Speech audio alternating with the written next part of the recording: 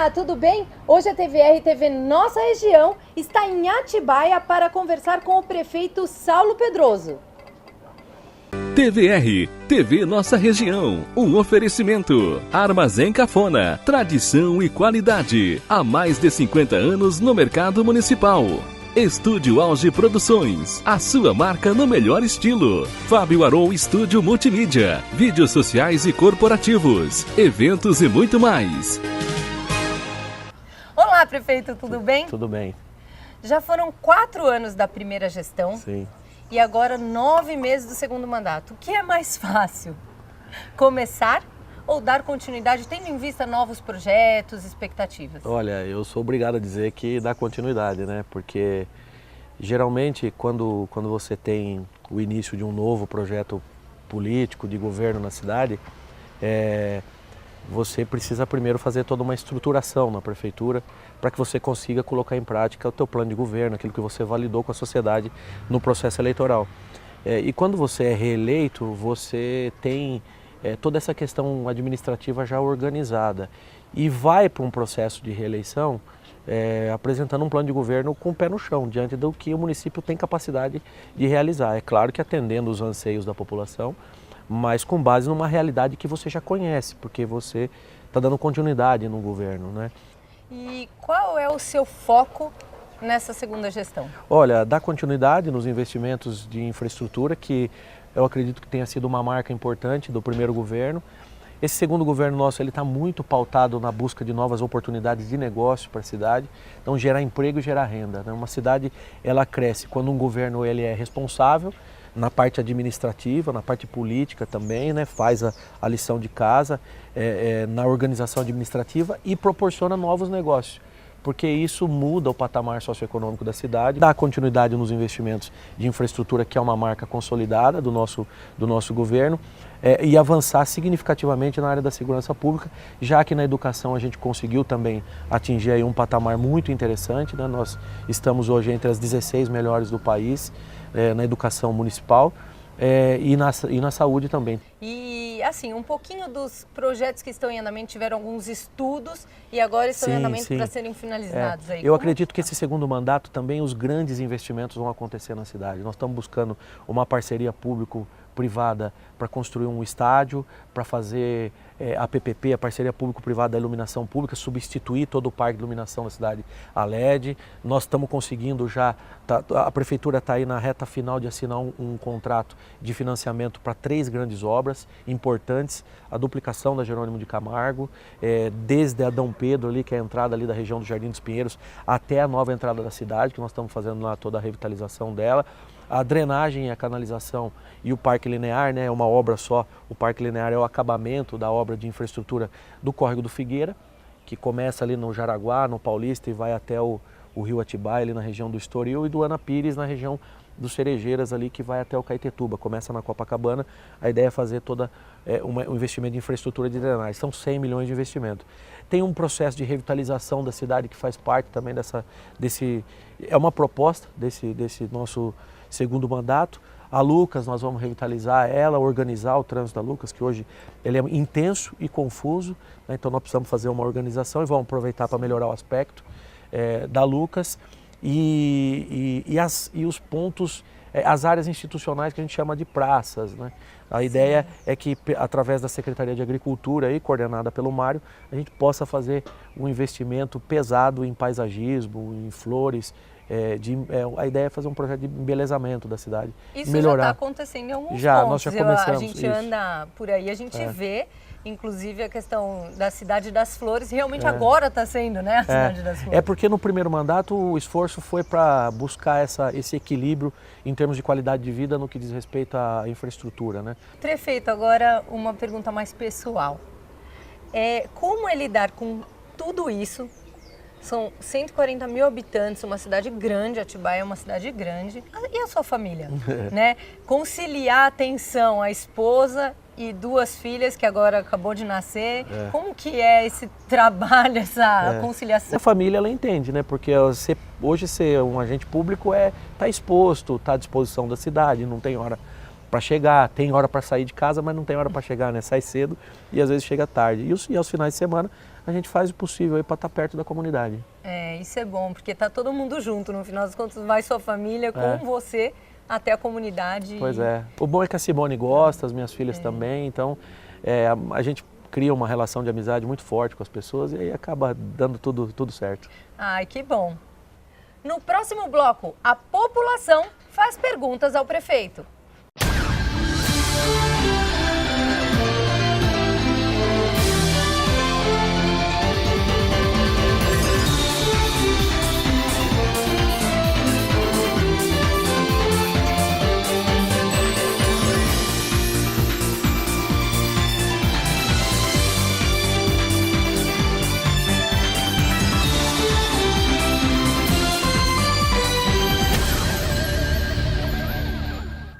Saulo, antes de dar início às perguntas e respostas da população, tem muita gente falando a respeito do transporte público.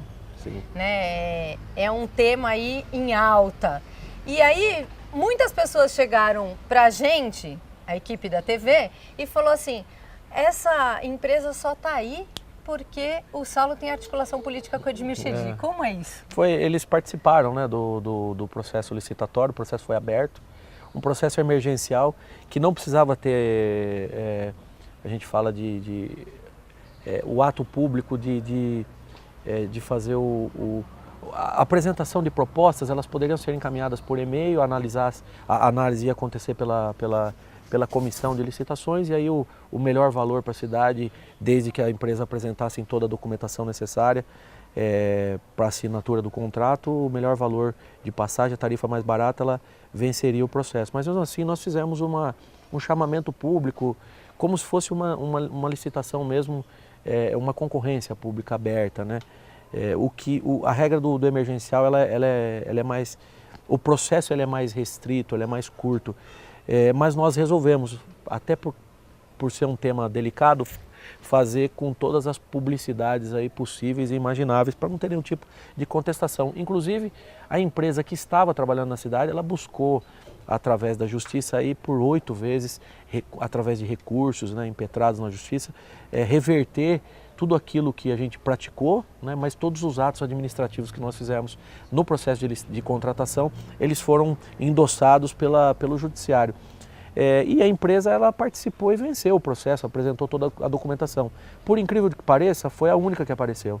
Então, venceu porque preencheu os requisitos da lei e foi a única que apareceu. Agora, nós vamos publicar aí um novo processo de licitação, ele é aberto, né? Quem tem empresa deve participar, e eu acho interessante. Quanto maior a concorrência, melhor para o município, porque o serviço fica mais barato e melhor para a população. Mas nós não temos controle, eu particularmente não tenho controle na condução desse processo, né? Porque tudo isso é conduzido sob a ótica da legislação e por pessoas que fazem parte de uma comissão, que são funcionários concursados, que estão há tempo aí trabalhando na prefeitura. Prefeito, a equipe da TVR, TV Nossa Região, foi às ruas com esse cartaz, a produção está trazendo o cartaz aqui para eu mostrar para vocês. Ó, prefeito, cartaz. Tá. E aí... Gostei da foto. E chamou atenção, foi muito legal. E aí eles fizeram as perguntas ao senhor, né? A você. Você. E aí nós vamos assistir uma a uma, e aí você vai respondendo, ok? Tá bom. Estamos no terminal rodoviário do Imperial com o Léo Souza, cantor. E ele vai fazer a pergunta para o prefeito. Gostaria de saber o que o senhor vai fazer a respeito sobre o lazer e esporte da cidade. Legal, Léo. Pergunta interessante, porque nós, todos os anos, nós disponibilizamos recursos para a cidade através na modalidade de convênios.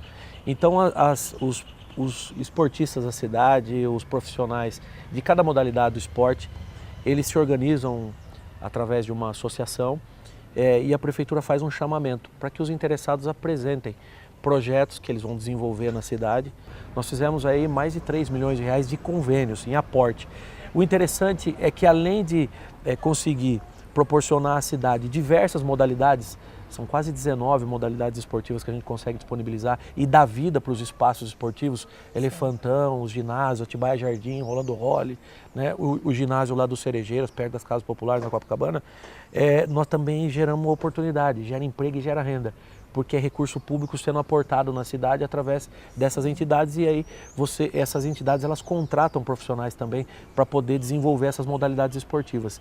Então, a nossa ideia, e também trabalhamos no contraturno das nossas escolas municipais, mas à medida que o tempo está passando, a gente está conseguindo ocupar praticamente aí todos os espaços esportivos da cidade e disponibilizar aí diversas modalidades, futebol, basquete, handebol, ginástica, né, nos 4 cantos do município, porque isso para nós era uma prioridade também, descentralizar essas atividades para os bairros.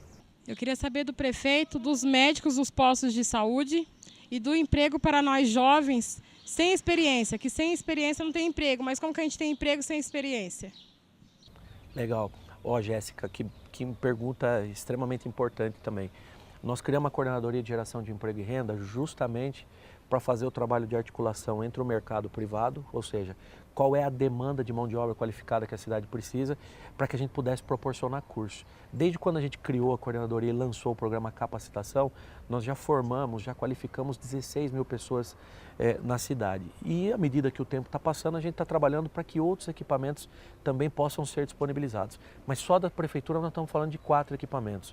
Um ali no Fundo Social, né, que é o manicure, pedicure, né, esse corte, costura, cabeleireiro, né, no restaurante popular, um andar de cima, ali onde tem a diretoria de segurança alimentar, panificação, cursos ligados aí à área da gastronomia, em parceria com a rede hoteleira do município, um no Jardim Imperial e um ali no Alvinópolis, que é a sede principal, onde nós conseguimos, em parceria com o Estado agora, 200 vagas nos cursos da Univesp, né, matemática, pedagogia, engenharia. Então, o município está trabalhando no sentido de viabilizar oportunidades de curso para melhorar a mão de obra, para poder atender uma demanda que já existe na cidade. Porque à medida que as empresas vão chegando, e aí nós estamos trabalhando para trazer mais emprego para a cidade, a nossa população ela possa ter uma oportunidade melhor de negócio. Em relação à questão dos médicos, eu pedi para que a Secretaria de Saúde fizesse um levantamento da necessidade de mais profissionais nas nossas unidades de saúde, porque o objetivo principal nesse segundo mandato é o fortalecimento da atenção básica. Cícera, ela é costureira e mora aqui no Jardim Imperial. Vai fazer a pergunta ao prefeito. Boa tarde, seu prefeito. Seu prefeito, eu gostaria de saber se esses ônibus vão continuar assim, com essa palhaçada, porque eu sou dependente, né, da carteirinha e só tenho assim 2 viagens só para ir para a cidade e de volta. Já aconteceu, deu ir até a cidade, ter médico 2 vezes por dia e eu precisei pagar o ônibus. Isso não é normal, porque a outra aviação que tinha, a gente poderia ir quantas vezes, né, precisasse. Agora não, preciso de médico, só tem uma vez para ir, né, ir de volta. Meu filho também especial, fizeram ele descer do ônibus, porque ele precisou ir 2 vezes na cidade, passar o médico, né, e outra vez foi na perícia. Aí fizeram ele descer, ele não tinha dinheiro para vir, veio a pé, da cidade até nos predinhos lá, né, na Jerônimo. Isso não é normal, é isso que eu gostaria de saber. E conto com o prefeito, né, porque o prefeito ajudou nós bastante aqui no Imperial. Já colocou asfalto, na nossa rua também estava uma vergonha, né, agora está maravilhosa. Mas nessa área do ônibus aí tá precário, né. O Tribunal de Contas está analisando o edital que foi publicado, né? Nós já recebemos o parecer do Tribunal de Contas, então nós vamos fazer os ajustes que foram apontados pelo Tribunal de Contas e republicar a licitação principal, que é um contrato de 10 anos, uma concessão de 10 anos que vai definitivamente resolver essa questão do transporte que hoje está sendo atendido por um contrato emergencial. Mas a dona Cícera tem razão. Tanto a senhora quanto o filho da senhora, vocês são assistidos, amparados por legislação e não há limite de utilização no sistema do transporte. Se a empresa está proibindo a utilização ou está limitando o número de viagens para a senhora e para o filho da senhora que tem o cartão especial e que pode utilizar de maneira ilimitada, ela está fazendo isso de maneira equivocada, de maneira errada. Então nós vamos pedir para o setor de fiscalização notificar a empresa novamente diante do que a senhora acabou de nos passar e vou pedir para fiscalizar se ele eventualmente está fazendo controle para as pessoas que a legislação permite que utilizem o sistema sem nenhum tipo de controle de quantidades de viagens, né? Então, se a empresa está fazendo isso, está errado, e aí nós temos que atuar, temos que notificar e eventualmente multar, porque o contrato prevê isso e está escrito no contrato que os idosos, né, os portadores de necessidades especiais, essas pessoas, elas devem e podem utilizar o sistema de maneira ilimitada, quantas viagens forem necessárias, para ir para o médico, para ir para a cidade, para ir para o banco, enfim, para fazer tudo que precisa fazer. Se a empresa está controlando isso, está fazendo sem a nossa autorização e vai ser penalizada. Rosilene, faça sua pergunta ao prefeito. Prefeito, eu gostaria de saber a falta de médico no bairro Jardim Imperial, tem medicação que não está tendo, funcionários mal educados, tá? E outra também, eu queria saber os predinhos, porque tem muita gente que ganha, que não precisa proximamente funcionário. Tem muita gente que não tem lugar para morar em risco de área, não tem ventilação na minha casa e eu não tenho ganhado os predinhos. Por quê? O que esses povos têm de melhor que trabalhar na prefeitura e que eu não tenho? Bom, vamos lá, Rosilene. A questão dos médicos é aquilo que eu disse, né? O posto do Imperial, como é um bairro adensado, um bairro grande, nós fizemos uma visita lá alguns dias atrás e a Secretaria de Saúde com a Secretaria de Obras, de Urbanismo e Ambiente, eles já estão finalizando um projeto de ampliação. Então a nossa ideia até o final do mandato é ampliar a unidade de saúde do Jardim Imperial. Como eu disse, até o final do ano eu tenho um diagnóstico da necessidade de profissionais e novos profissionais para poder organizar essa contratação de maneira escalonada, para isso não estourar a folha de pagamento da prefeitura, porque a gente precisa fazer o controle de tudo isso, para que a cidade permaneça equilibrada, mas a gente tem noção da necessidade de colocar mais profissionais. Então o Jardim Imperial será contemplado como uma unidade ampliada, um investimento para ampliar a unidade e, consequentemente, mais profissionais para poder atender a demanda do bairro. Em relação à reclamação que ela fez do mau atendimento, eu preciso de nomes. A gente precisa saber quais são os profissionais que atendem mal, que maltratam a população, e isso não deve acontecer e não pode acontecer, porque a nossa função enquanto servidor público é atender a população, servir a população e somos todos bem remunerados para isso, então a gente precisa atender a população com respeito e com dignidade, né? E eu preciso de nomes, ela precisa me dizer quais são as pessoas para que a gente faça o processo administrativo e possa punir quem está tratando mal a população. Em relação aos conjuntos habitacionais, a seleção é por sorteio. Então, o que acontece? As pessoas, primeiro, precisam preencher os requisitos que o Minha Casa Minha Vida estabelece, que é a soma da renda familiar não ultrapassar o valor que a Caixa estabelece. Não acredito que algum profissional que trabalha com carteira assinada, como ela disse aqui, principalmente para o poder público, até pelo nível de remuneração, tenha sido contemplado. Por quê? Porque a faixa salarial extrapola os limites que o programa Minha Casa Minha Vida estabelece. Se tem alguma pessoa que foi contemplada e comercializou, cometeu um erro grave, e aí a Caixa vai punir, né? Vai entrar com ação e vai reverter o processo de seleção em relação àquela pessoa. Agora, a demanda é muito maior do que a quantidade que nós viabilizamos. Mesmo assim, foi o maior projeto habitacional da história da cidade e da região, quase 2.000 unidades. E nós vamos tentar nesse mandato viabilizar mais 1.000, e eu acredito que 1.000 atende aí 100% da demanda da cidade, que são pessoas que estão em situação de extrema vulnerabilidade ou área de risco. Então ela precisa manter o cadastro atualizado e torcer aí para no próximo sorteio ela ser contemplada. E assim, só dando um parênteses aí em relação a isso que você falou dos nomes das pessoas, existe uma certa dificuldade das pessoas perguntarem ou elogiarem ou sugerirem alguma coisa. E eu falava, como que vocês querem chegar no prefeito se vocês não falam? Nós estamos no centro da cidade com a Carolina. Ela é historiadora e vai falar pra gente qual é a pergunta para o prefeito Saulo. Qual que é a política de sustentabilidade para a cidade? Então, desde o início do outro mandato, que é essa questão da busca do equilíbrio da cidade. Uma cidade que possa proporcionar negócio, gerar emprego, gerar renda, mas que dê atenção especial aos eixos de vulnerabilidade social da cidade, né? Então, olhando para a questão social e preservando aquilo que nós temos de mais rico e mais belo na cidade, que é a questão ambiental.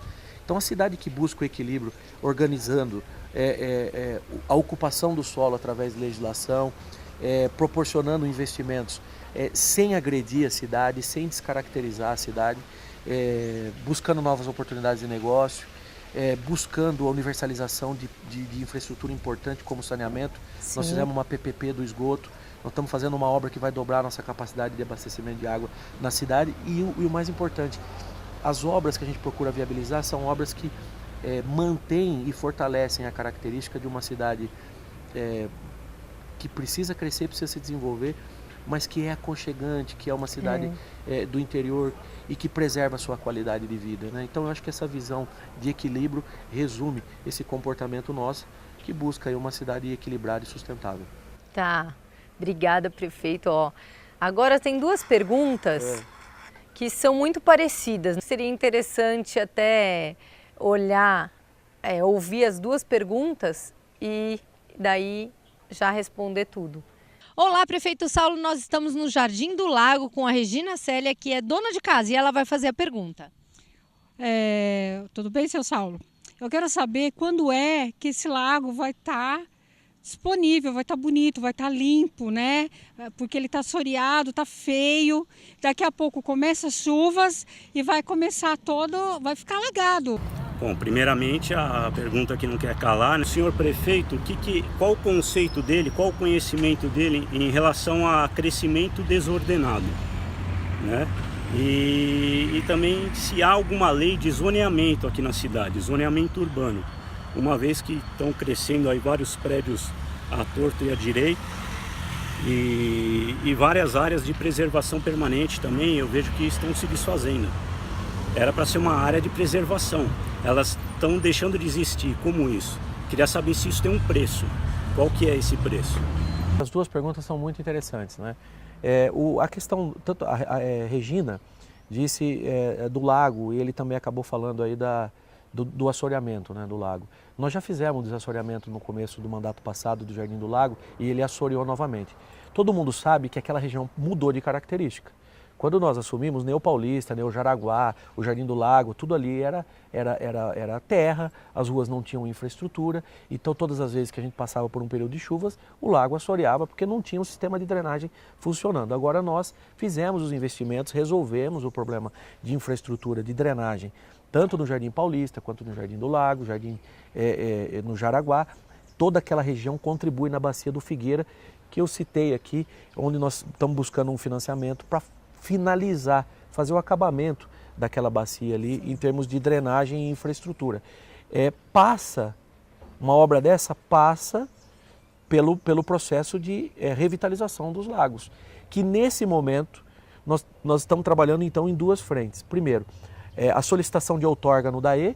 Nós fizemos o projeto de desassoreamento dos 3 lagos, Paulista, Jardim do Lago e Balneário. Eles nos ajudam, inclusive no período de chuvas, como piscinão, fazendo a contenção daquele volume de águas que contribui na Bacia do Figueira e acaba nos causando problema no Jardim Brasil. Então eles vão trabalhar como piscinões que vão segurar, fazer a contenção dessa água e ao mesmo tempo como uma área de lazer onde a população já utiliza, mas com um aspecto melhor. Para fazer essas intervenções, nós precisamos de autorização de órgão ambiental, e aí é o DAE que regulamenta isso. Então já tem um projeto, já protocolaram no DAE, aguardando autorização para fazer essa intervenção.